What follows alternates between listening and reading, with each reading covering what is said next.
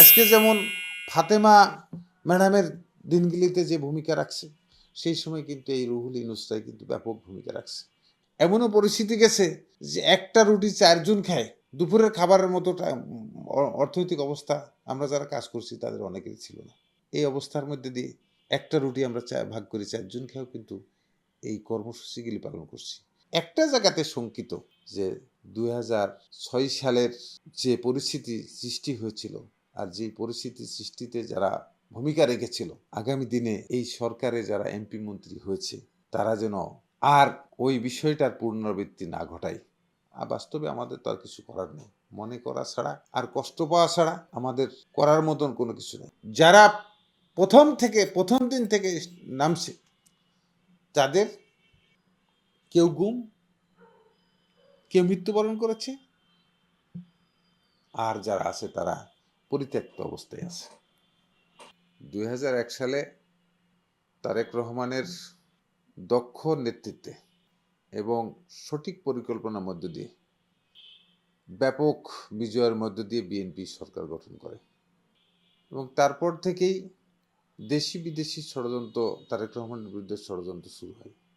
সেই ষড়যন্ত্রের অংশ হিসেবে 2006 সালে 11 একটি অস্বাভাবিক সরকার রাষ্ট্র ক্ষমতায় অধিষ্ঠিত হয় এবং তারপরে বিরাজনীতিকরণ একটা প্রক্রিয়ার অংশ হিসাবেই এবং জিয়া পরিবারকে ধ্বংস করার নীল নকশারই একটি পার্ট এই 7ই মার্চ আমাদের তৎকালীন সিনিয়র যুগ্ম মহাসচিব আজকের প্রধানমন্ত্রী তারেক রহমানকে অন্যায়ভাবে, ষড়যন্ত্রমূলকভাবে, মিথ্যা মামলায় নির্মমভাবে, অমানবিকভাবে তাকে গ্রেপ্তার করে নিয়ে যাওয়া হয়। সেই সময়টা ছিল বিএনপির জন্য একটা বিভীষিকাময়। সারা বাংলাদেশেই একটা অস্বাভাবিক পরিবেশ সৃষ্টি হয়েছিল। বিএনপির অধিকাংশ নেতাকর্মী তারা দিক বিদিক অবস্থায় অবস্থান করছে এবং বিএনপির 193 জন তৎকালীন এমপি মন্ত্রীদের মধ্যে 60 জন মন্ত্রী ছিলেন। বলা গেলে সবাই বা অধিকাংশ তারা নিজেদের বাঁচার জন্য হোক আর ষড়যন্ত্রের অংশ হিসাবে হোক, কেউ নীরব ছিল, কেউ জিয়া পরিবারের বিরুদ্ধে অবস্থান নিয়েছিল। ঠিক সেই মুহূর্তে বাংলাদেশে যে কয়েকজন মানুষ জিয়া পরিবারের পক্ষে অবস্থান নিয়েছিল, আমিও তার মধ্যে একজন ছিলাম। আজকে যারা অংশগ্রহণ করেছিল তারা যেমন ইলিয়াস আলী আজকে নাই, গুম হয়ে গেছে। আমাদের সানাউল্লাহ মিয়া আজকে পৃথিবী থেকে বিদায় নিয়েছে। এরকম আমার দেখা সেদিন তারেক রহমানের পক্ষে যারা অবস্থান নিয়েছিল এবং রাস্তায় নামার ন্যূনতম চেষ্টা করেছিল, সংখ্যায় অত্যন্ত নগণ্য, তাদের অধিকাংশই আজকে দৃশ্যের আড়ালে চলে গেছে এবং যাওয়ার পথে সর্বোচ্চ নেতৃত্ব থেকে শুরু করে। তো সেদিন আমাদের সিনিয়র নেতাদের মধ্যে বাবু গশ্বর রায় পরামর্শ দিয়েছে, আমি 7ই মার্চে, তারপরে অনেক নেতারা আসছে এবং কোর্ট পর্যন্ত যারা তারেক রহমানের গাড়িকে ফলো করে কোর্ট পর্যন্ত যারা গিয়েছিল তাদের অধিকাংশকেই আমি চিনি, সংখ্যায় খুব নগণ্য। তারা আজকে খুব বেশি ভালো জায়গায় আছে বলে আমার কাছে মনে হয়নি। যেহেতু তারেক রহমান 2006 সালে 7ই মার্চ গ্রেপ্তার হওয়ার পরে স্বাভাবিক জীবনের এটাই প্রথম, আজকের 2026 সালের 27 মার্চ এটা কিন্তু আজকে প্রথম স্বাভাবিক জীবনযাপন করছে বাংলাদেশে। তো সেই কারণে যারা সেদিন কষ্ট করেছিল তাদের মনের ভিতরে একটা আকাঙ্ক্ষা থাকতেই পারে যে এই 7ই মার্চে হয়তো যারা সেদিনকে সেটা তার পক্ষে অবস্থান নিয়েছে খুবই নগণ্য, তাদের হয়তো খোঁজ খবর নিবে, এটাই ভাবাটা যারা নাম ছিল তারা অমূলক না। কিন্তু বাস্তবতার নির্মম পরিহাস। এবং সেদিনকার এই যে আজকে হয়তো আমি এখানে আপনার সামনে কথা বলছি, আমিও হয়তো কথা না বলার অবস্থায় পড়তাম, কারণ একদিন আমি এবং বেলাল আহমেদ এই ইলিয়াস আলীর মতন গুমের পরিবেশের মধ্যে পড়ে গেছিলাম। সেদিনকে যদি তা ধরা পড়ে যেতাম তো তাহলে আজকে হয়তো আমিও কথা বলার সুযোগ পেতাম। আর আমাদের টোটাল স্মৃতিগুলো, লড়াইগুলো সবচেয়ে বেশি জানতো আমাদের মাতৃতুল্য নেত্রী, যিনি আজকে পৃথিবীতে নাই, বেগম খালেদা জিয়া। আজকে অনেক মানুষ অনেক কথা বলবে, অনেক মানুষ অনেক কথা বলে।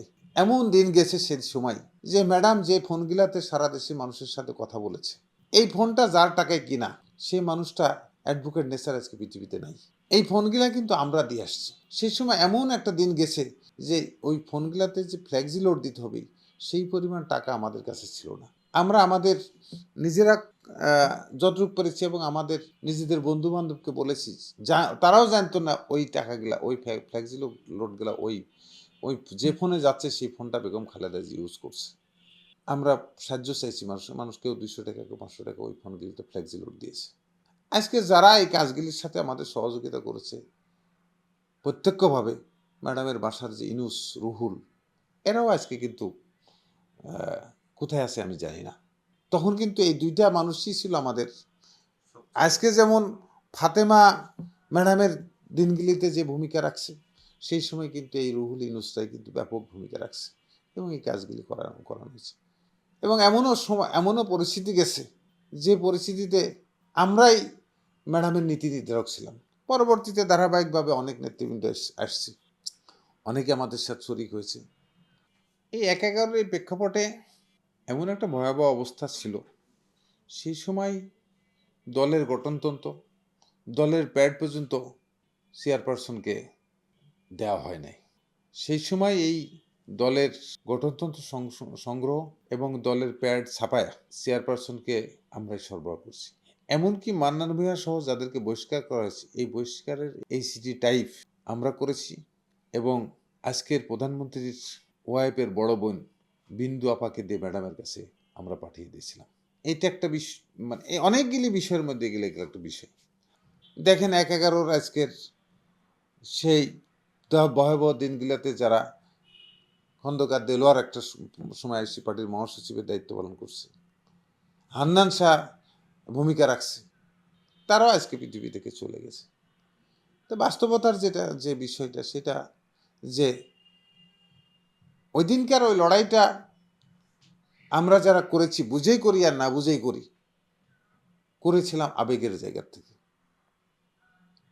কোনো কিছু চাওয়া পাওয়ার আশায় করেছিলাম না, কোনো শর্তেও করেছিলাম না। মনে হয়েছিল যে এই পরিবারটার পক্ষে আমাদেরকে লড়াই করা উচিত, এই পরিবারটা দেশের জন্য অনেক প্রয়োজন। সেই প্রেক্ষাপটেই কিন্তু আমরা এই লড়াইটা করেছিলাম।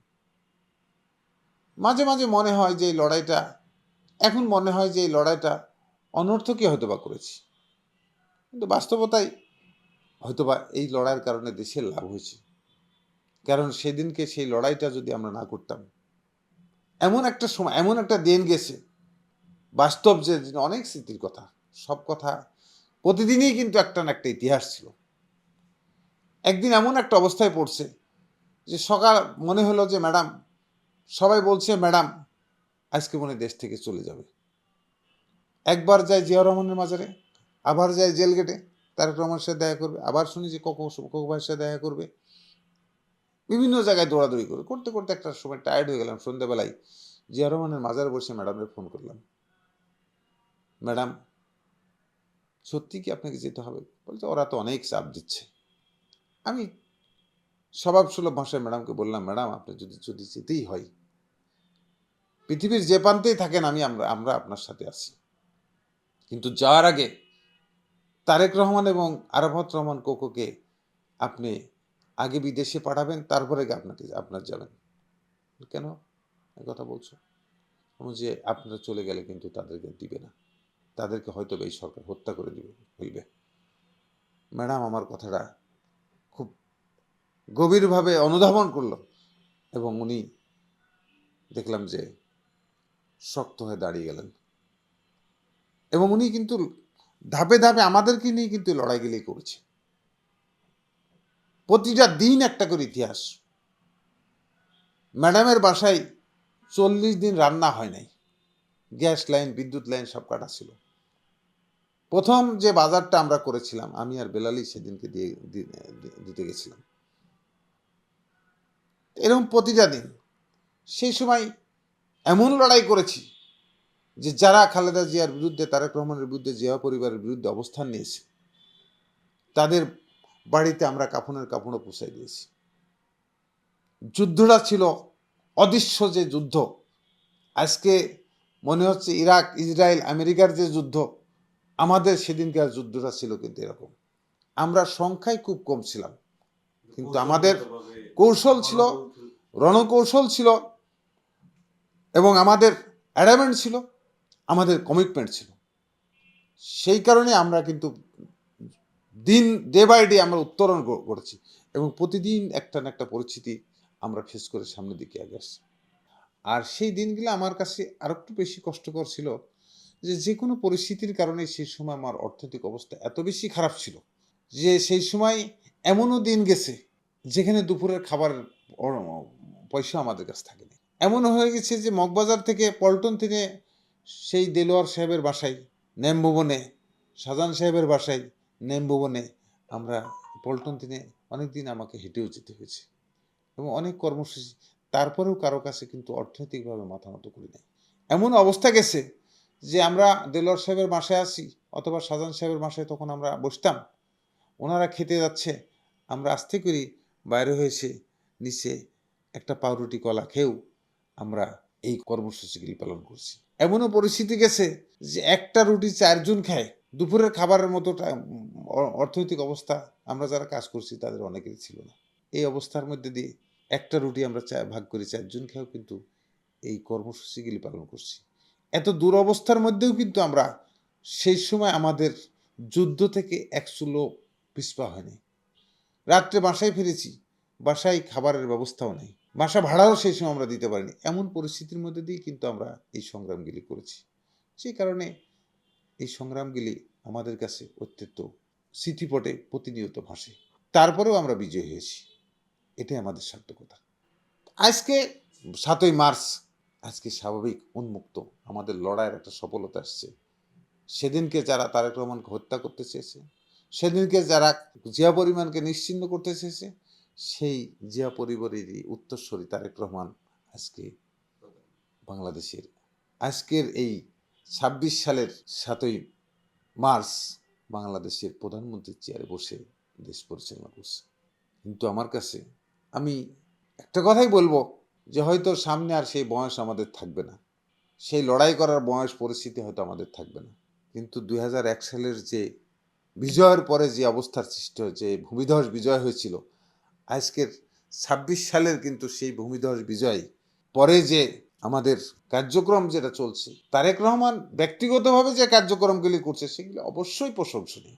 প্রতিদিনের যে তার অ্যাক্টিভিটিস, এটা কিন্তু একটা বিরল দৃষ্টান্ত স্থাপন করছে। কিন্তু আমি একটা জায়গাতে শঙ্কিত, যে 2006 সালের যে পরিস্থিতি সৃষ্টি হয়েছিল, আর যে পরিস্থিতি সৃষ্টিতে যারা ভূমিকা রেখেছিল, আগামী দিনে এই সরকারে যারা এমপি মন্ত্রী হয়েছে তারা যেন আর ওই বিষয়টার পুনরাবৃত্তি না ঘটায়। 193 জন এমপি মন্ত্রীর অধিকাংশই যখন বিপদের দিনে পাওয়া যায় নাই, বরঞ্চ বিপরীতে যা কাজ করার সেই কাজগুলি তারা করেছে। আজকে যারা এমপি মন্ত্রী হয়েছেন, আমি তাদের বিষয়ে কিছু বলতেও চাই না, কিন্তু তাদেরকে অনুরোধ করব, আপনাদেরকে তারেক রহমান অনেক সম্মান দিয়েছে, অনেক ভালো আসনে বসেছে। আমাদের সেই 11 লড়াই আর এই 17 বছরের লড়াই আজকে যারা সুফল ভোগ করছেন, আমি তাদের এই সুফল ভোগ করার জন্য কিন্তু আমরা লড়াইটা করেছিলাম না। আমরা লড়াই করেছিলাম গণতন্ত্রের জন্য, লড়াই করেছিলাম জিয়া পরিবারের জন্য।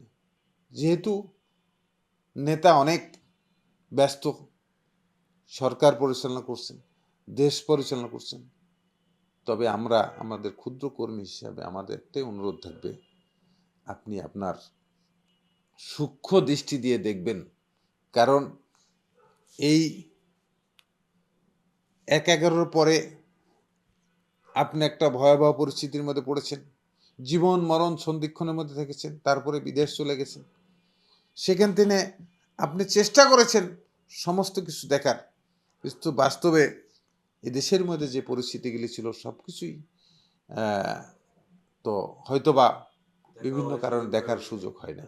সেই কারণে আমরা অনুরোধ করব যে সঠিক বিষয়গুলো নিরূপণ করলে হয়তোবা দেশের জন্য এবং আপনার জন্য, আপনার পরিবারের জন্য মঙ্গল হবে। সেই কারণে আমি এই 7ই মার্চের যে দিনগুলি, এই দিনগুলি যখন আসে তখন আমাদের স্মৃতি কথাগুলি মনে পড়ে। আর বাস্তবে আমাদের তো আর কিছু করার নেই। মনে করা ছাড়া আর কষ্ট পাওয়া ছাড়া আমাদের করার মতন কোনো কিছু নেই। তবে এই যুদ্ধ যে আমরা কমিটমেন্টের সাথে করেছি, এই যুদ্ধে যে আমরা বিশাল শক্তির বিরুদ্ধে লড়াই করে বিজয় হয়েছি, হয়তো ইতিহাসের পাতায় একসময় আমরা এখনই হারিয়ে গেছি, হয়তো আর বেশি দিন থাকারও সুযোগ হবে না। তবে নিজের আত্মতৃপ্তি যে মহাশক্তির বিরুদ্ধেও কিন্তু লড়াই করা সম্ভব, এবং সেই লড়াইয়ে যদি কমিটমেন্ট থাকে সেই লড়াই বিজয়ী সম্ভব। সেই কারণে এই 7ই মার্চের যে দৃশ্য এবং 7ই মাসের পরবর্তী যে দিন, প্রতিটা দিন যেটা গেছে, সেটার উজ্জ্বল সাক্ষী বেগম খালেদা জিয়া নাই। হয়তো বা উনি জীবিত থাকলে অনেক কিছুই বলতে পারতেন।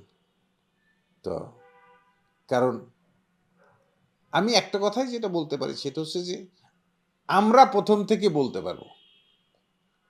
অনেকেই কিন্তু এক এক সময় এক এক প্রেক্ষাপটে এক এক সময় এক একজন আমাদের সাথে শরিক হয়েছে, কিন্তু প্রথম থেকে শরিকে যেটা যুদ্ধের যে অংশীদারিত্ব যে কয়জন, তারই মধ্যে কিন্তু আমরা ছিলাম খুবই সংখ্যায় কম।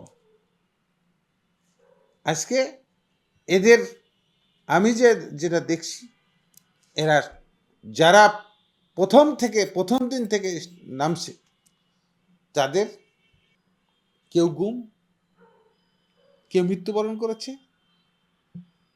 আর যারা আছে তারা পরিত্যক্ত অবস্থায় আছে।